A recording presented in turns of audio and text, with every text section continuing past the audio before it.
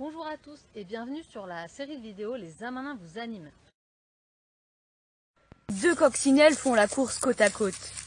L'une des deux s'arrête et dit « Attends, j'ai un bois de côté !»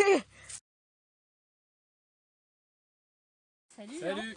Alors, est-ce que tu pourrais nous parler un petit peu du maraîchage aux Amanins? Ouais, bien sûr. Donc, aux Amanins, on est deux maraîchers à cultiver 1 hectare. Donc, on produit une vingtaine d'espèces de légumes qui sont autoconsommés. Ça représente 33 000 repas pour la restauration des Amanins. Cet hectare est divisé en une quinzaine de petites parcelles par des haies, des arbres fruitiers.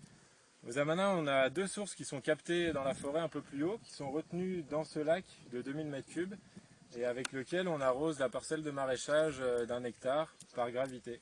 Donc on fait tourner des asperceurs et on arrose aussi par goutte à goutte. Et nous voilà au cœur du verger maraîcher. Une trentaine de pommiers avec différentes espèces entourent nos parcelles de maraîchage.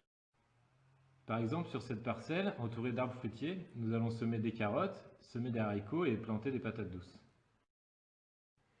Et là, sur cette autre parcelle, nous avions semé un engrais vert, la facélie, que nous avons broyé pour préparer le terrain et semer dans un bon mois les carottes de conservation.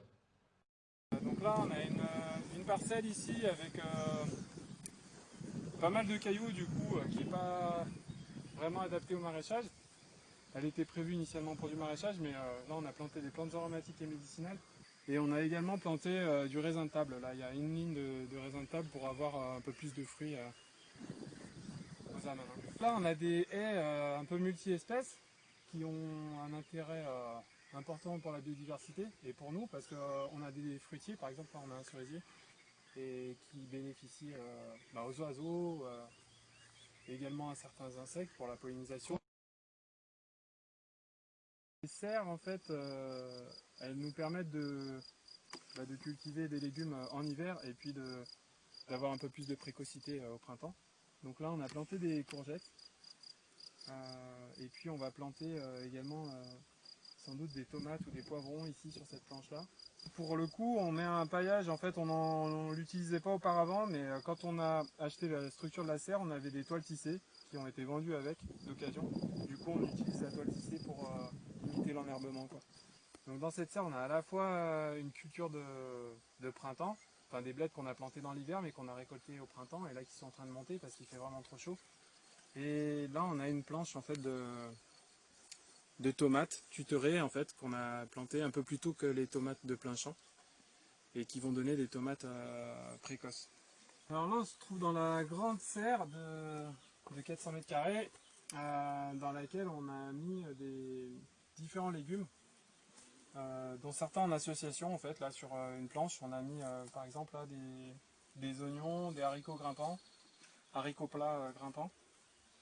Et puis on a mis aussi des betteraves là, qui sont en train de pousser, on commence à en ramasser quelques-unes. Juste à côté on a des carottes, ce sera les premières carottes. Et puis sur l'autre planche on a aussi une association, mais là on n'a pas mis d'oignons, on a mis uniquement des navets et des haricots grimpants. Donc là on a des betteraves, elles sont encore un peu petites, hein, mais on commence à les ramasser pour les vendre en botte. Celle-ci elle est vraiment chouette, ça c'est une variété que je trouve vraiment sympa, c'est la Chioggia. Elle est cerclée, en fait elle est blanche cerclée de rose, quoi. Elle est super bonne en crudité. Voilà, c'est fini pour la visite, mais on se retrouve la semaine prochaine pour rentrer un peu plus dans les détails. Et avant ça, une petite blague, comment on fait cuire 9 carottes quand on n'a rien ?